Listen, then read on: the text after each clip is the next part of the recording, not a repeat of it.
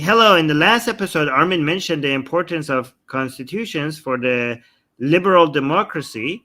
But in what circumstances can or should the articles of a constitution be repealed or amended? That's a very good question.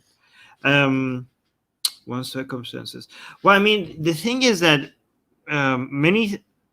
as I know we said that the Constitution should be independent from the majority of the opinion, but in practice, it never works like that. In practice, society evolves, and what is Khairat Jami? How do you say that in Persian, in English? The wisdom of the crowd, the wisdom of society increases to the point where the Constitution has to start adapting to new information and new wisdom and new understanding of what makes a society work, right? So as much as we like to act like the Constitution is independent from the rule of the majority, at some point we get to a point where the majority realizes that their rights that have been protected by the constitutions are not enough, right? Because of, for example, trans rights, right? So a constitution might understand at the point that it's being written that women's rights are important, but given that the wisdom of the crowd of the society was not to the point to understand that there's such a thing as gay rights or trans rights that is important. You're muted. Oh, okay. That is important. They would have to. They decided to. And when the society passes, so here's the thing: we can't act like the Constitution is something that is so beyond wise beyond a society's wisdom, that because we say the majority sometimes get things wrong, we need to protect the rights of individuals and minorities to have it in a constitution so that the majority cannot oppress the minority and take individual rights away.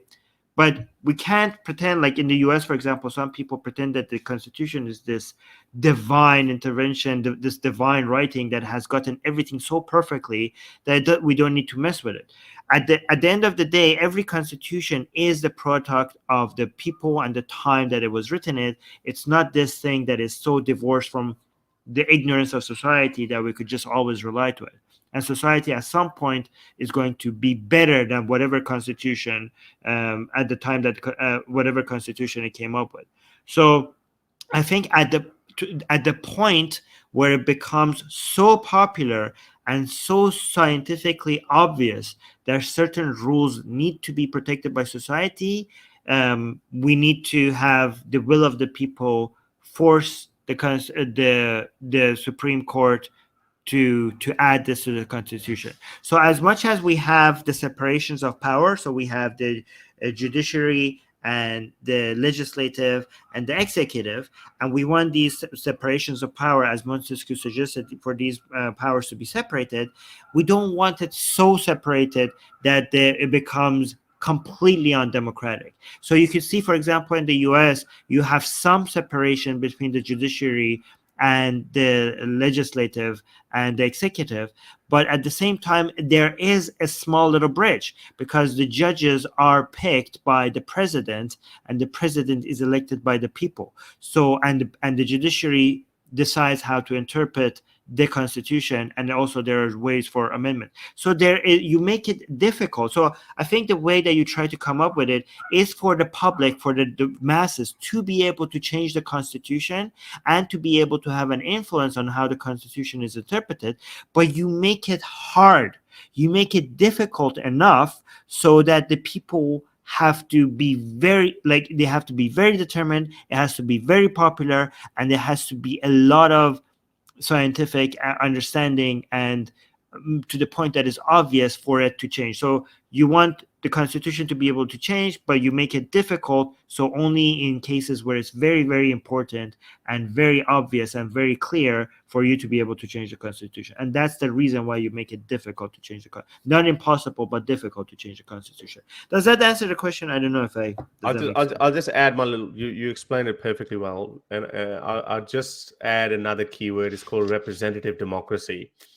So it is also considered as indirect democracy. So basically, majority of people are not making every single decision, we put our trust in our favorite people, and they make decisions on behalf of us.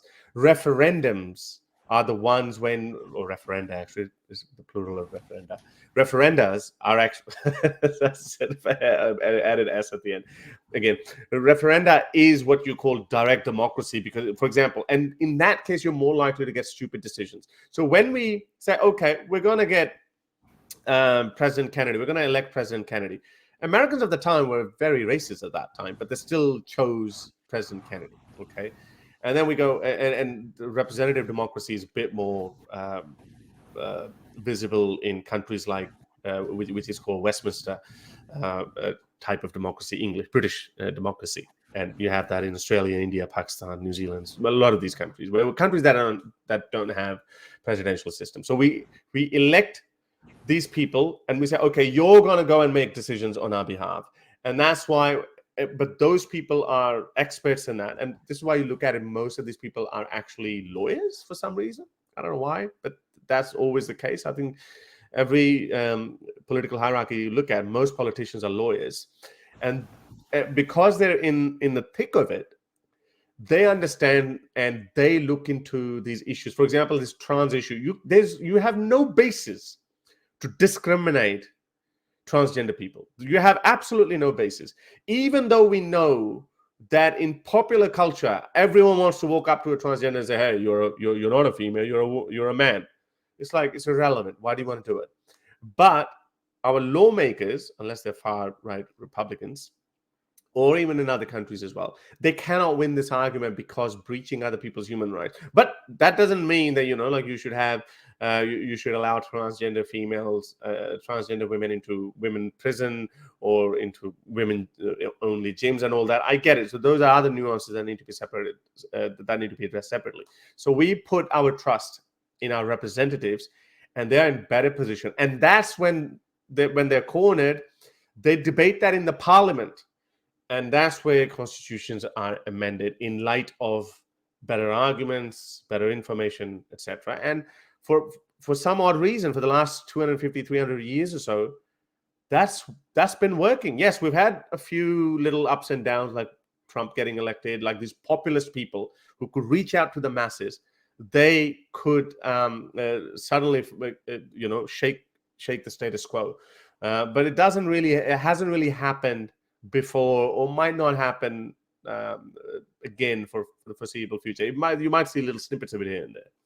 To have your questions answered on the next live stream, become my patron today. You can do so with as little as $1 a month. Link in the description below.